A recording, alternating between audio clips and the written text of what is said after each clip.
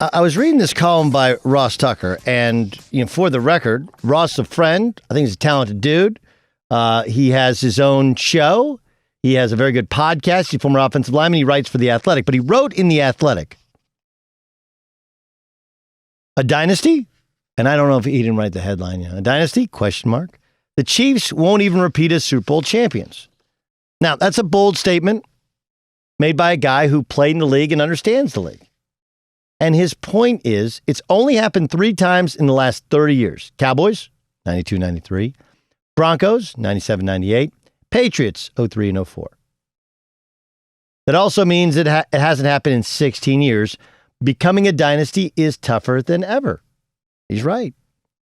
He's right. And for the Chiefs, because of COVID, their top guard opted out. Damian Williams, they're really their best player in the Super Bowl until maybe the fourth quarter. Like, Pat Mahomes did not have a good game. Damian Williams, I thought, should have been the MVP, at least for the Chiefs. Nick Bosa was the best player in the game. They just didn't win, so we don't give him the MVP. But there's this thing that we do.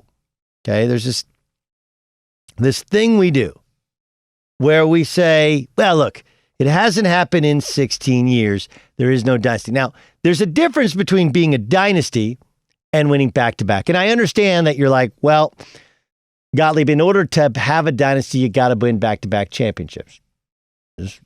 If that's what you feel like a dynasty is, if that's your definition of what a dynasty is, okay, it will be difficult.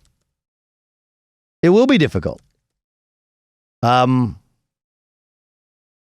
But if you look at the literal meaning of it, okay, in the Merriam-Webster dictionary, it's a powerful group or family that maintains its position for a considerable amount of time, or a succession of rulers in the same line of descent, right?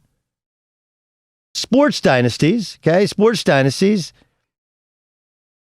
dynasty, and again, this is from Merriam-Webster. It's been used in the lexicon for over 600 years.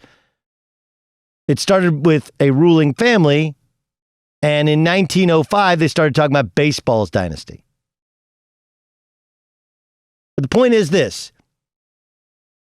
I don't think you have to win back-to-back titles in the NFL to have a dynasty, because I do believe that if we looked at the Patriots and they hadn't won back-to-back Super Bowls, you would say that 20 years of dominance is in fact a dynasty.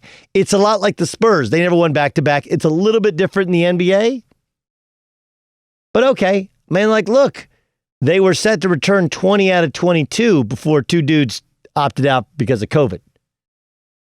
And with no preseason games, with limited practice time, it stands to reason that the teams who return the most talent from the previous year and aren't changing teams, aren't changing coordinators, aren't changing coaches, those are the teams that will be the most successful. The teams that are good last year, probably going to be good this year, especially if they kept their group together.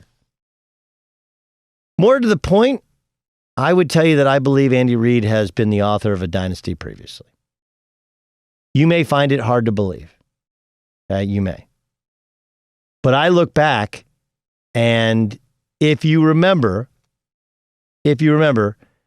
they lost 3 consecutive years in the NFC Championship game before ultimately getting to a Super Bowl. In that run from 2000 to 2004, that's 5 straight seasons, they won 11, 12, 12, and 13 games. 4 consecutive years they won the NFC East, which at the time was pretty good. Here's maybe the kicker. They did it with Don McNabb. Now, I don't know what your impression of McNabb is, and, hasn't been great on Twitter. Ultimately, they traded him to the Redskins, which is kind of the ultimate signal that you're done. If we trade you in division, we're not scared of you 1 iota. And in truth,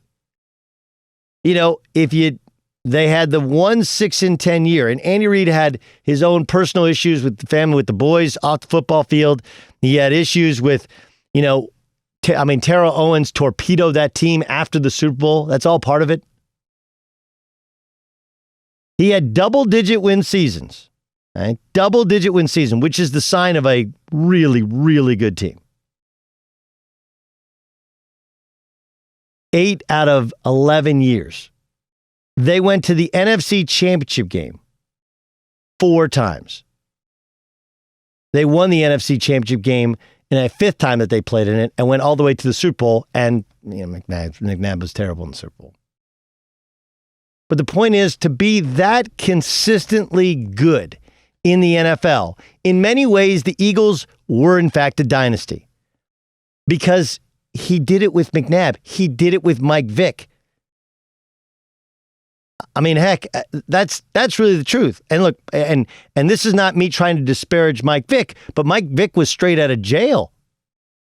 Like people forget he was super rusty. It took him a while to come around, and he maybe never lived up to how good he could have been because of his own failings early on in his career.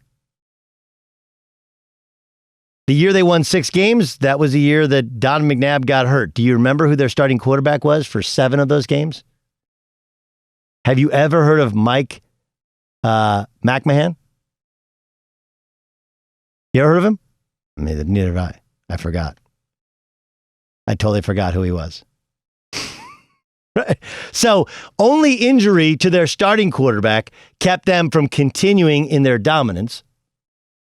And their starting quarterback, McNabb, was good. He wasn't great. Now you have a team that returns almost their entire roster. The best quarterback in the league, not yet even in his prime, surrounded by arguably, it's an argument, we can have a discussion about it, arguably the best skill position players, not just in the league, but in a fit for what the quarterback can do. You got a great offensive head coach. You got an improving defense, a division in which, like, dude, Drew Lock has a chance to be the starter in Denver. We'll see. But you're going against Drew Lock, Tyrod Taylor, and no Derwin James, and Derek Carr. Like, they're going to win. They're going to lap the division. So I understand what Ross is saying. Ross Tucker's a smart dude. He knows football. This is not me impugning his use of his football knowledge or his use of stats. But everything has to do with context. And the context is this. Does anybody argue that Andy Reid, next to Bill Belichick, okay, is of the last 20 years, those are the 2 best coaches in the league? Anybody have an issue with that? Like, he was winning with Alex Smith, who's a good but not great quarterback. He was winning with Donovan McNabb, who's a good but not great quarterback. If you can get to the playoffs consistently with those 2 guys, now give the guy the best quarterback in the league. And the best skill position players in the league. And a crummy division. And returning most of your players. And in a pandemic when you don't have off-season work. And so consistently bringing those guys all back puts you ahead of everybody else. I think Andy Reid's already authored a dynasty. It just didn't end in enough Super Bowls. And I think McNabb's a big reason because of it. His history, his knowledge of what it takes to be consistently good going around with those other factors, I disagree. I think the Chiefs are beginning a dynasty. And this is from a Charger fan. The Chiefs used to be the joke of the league from this standpoint. We all know how it ends. They get a home playoff game, and they find a way to get a first-half lead, and then they gag it away because usually quarterback play or conservative play calling. Last year, they got behind in all 3 playoff games because they had the best player in the league that came back and boat raced everybody. And he's in his 3rd year in the league? Come on, man. Chiefs aren't going anywhere.